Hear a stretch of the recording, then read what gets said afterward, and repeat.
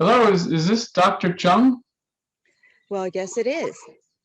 Okay, great. I'm gonna put you on speaker here. Hey, my name is Wes. I'm a high school senior. I just had a tough day today, and I was doing some research online, and I saw you had some good reviews.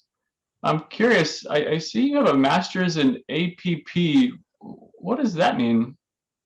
Well, hi, Wes. No problem. Glad you asked. To be clear, I'm not a urologist. What? What? The PP, the PP stands for Oh, positive psychology. okay, okay. Well, do you think you could help me? Maybe tell me a little bit about your day. Yeah, yeah. Oh, I had a terrible, no good, very bad day. As I said, I'm a high school senior. I'm on the golf team. I completely choked today. We lost the regional tournament. We didn't make it to states, and beyond that, I was hoping to get a golf scholarship to college, and now I think that's in the toilet too. Speaking of PP, I mean, I probably won't even get into college now. It just feels like I'm failing at everything these days. Man, my life was ruined. What will I do next? I don't know anything else besides golf. I feel like just crawling back into bed and staying there forever. Wow, that does sound like a rough day. I do have some PP skills that I can teach you, but it isn't easy as a pill. It's not PP poof, it's PP practice. We have the ability to really affect our view of the world based on our mindset. And the same life could be viewed differently. For instance, you said you fail at everything you do.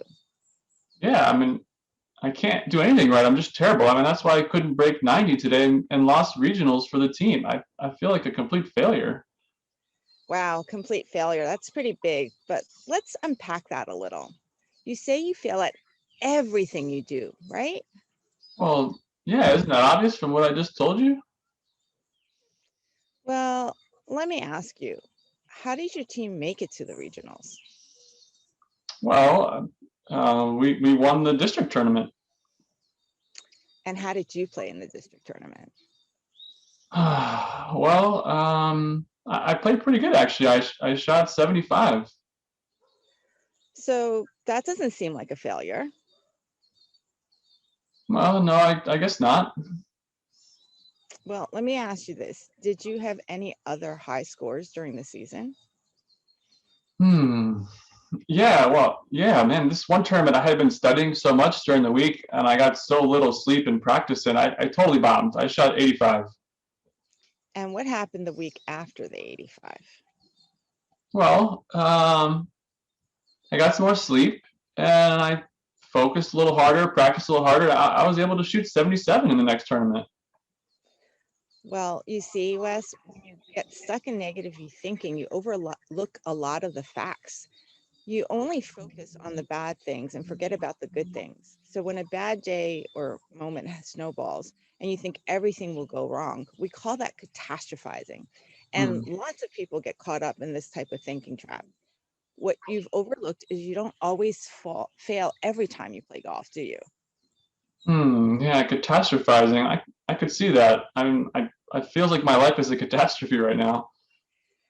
Yes, exactly. Even though it's based on this one event, luckily, positive psychology has some tools to help you navigate these thinking traps as they occur and to change your mindset on life. Research has shown that certain practices can help you cultivate hope and optimism, which will help you get through the tough time period in your life. Hmm, optimism, eh? I'm kind of jealous of these people who think that everything is just going to work out okay. Like, what is that? Well, actually, research shows that there's two kinds of optimism. The first kind is like you described, thinking that things will turn out okay. You might call this positive expectations. And the second?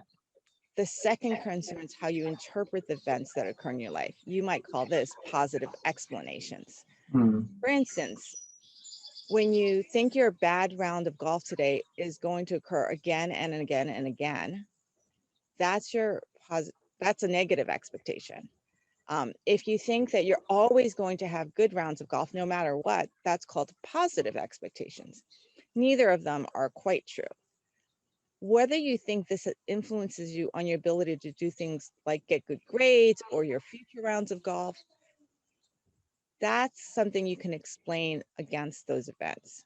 Hmm. Yeah, it sure feels like this bad round of golf today. I feel like affects other areas of my life. Like I'm not going to be a good person. Like I'm not going to get good grades. It just feels like it's dampening my whole life. Yeah, I can see that. And here's where I think you have an opportunity. Revisiting the facts you shared the last time you had a really bad round, you were able to bounce back, which sounds like resilience to me. And it's an opportunity for you to consider the bad events don't always reoccur. And as for the impact on the other areas of your life, it's up to you to choose the meaning of losing that regional tournament. You're saying I have a choice? You sure do, Wes. As you go about your week and you find yourself catastrophizing, ask yourself about the facts of the situation. Really think about the facts on that particular situation. Does one bad golf round mean you're a poor student or a bad son or a bad friend? Consider how things turn around the last time you had a bad golf round. Wow. Yeah, I hadn't considered that things kind of turned around for me after my last bad round. Well, this has been super helpful. Thank you, Dr. Chung. I guess we're done. Whoa, hold up there, buddy. One 5-minute discussion won't fix everything. There are other thinking traps you might not even be aware of. And there's a bunch of great tools that can help you be more aware of these thinking traps and what they are, get you to focus your attention on the things you want to focus on, appreciate, recognize, and celebrate your strengths, and cultivate a more positive outlook on life. My colleagues and I have a great training workshop this summer. You should register for it. Hmm. I'll have to check that out. Thank you, Dr. Chung. I'll talk to you later. Speak soon, Wes. Okay. Thanks everyone for tuning in. We hope you enjoyed this positive psychology skit. My name actually is Wes. I graduated from Douglas in 2002, and I did go through some lows in my psyche during high school, and my identity, my self-worth fluctuated from one round of golf to the next. And I had an even bigger low in college when I lost my golf scholarship at Tulane. But those were just chapters in my life, and in some ways they set me on a course to where I am and who I am today, including sparking a curiosity in psychology that led me to study positive psychology with Tan. Curiosity, by the way, is one of my top character strengths. And so becoming aware of and applying our character strengths is one pathway towards living what some philosophers like to call the good life. And Tan and I would like to talk with you more about character strengths in the near future. So, my name is Chung. I'm not quite a doctor yet, haven't gotten a PhD, but to have gotten that master's degree with Wes from UPenn. And right now, I agree with Wes. There's a lot of stories that we could share about our life growing up and how we might have catastrophized, etc. So I actually have two sons. We have gone through a lot of this stuff together too, and taking a look back now as a grown up, was able to help them avoid some of the pitfalls that I had also. So I think it would be great if we could help you guys along as well. Yeah, that sounds like a character strength of perspective to me, Tan. So what should our viewers do next, do you think? Well, I think we should encourage them to take the VIA character strength survey so that they can identify their own strengths and start putting them into action.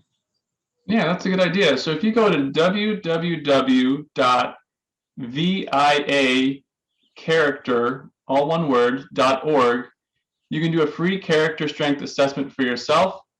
And we look forward to talking with you about what your character strengths are in the near future and how you can use those as you transition towards college and put yourself on a pathway towards living a good life.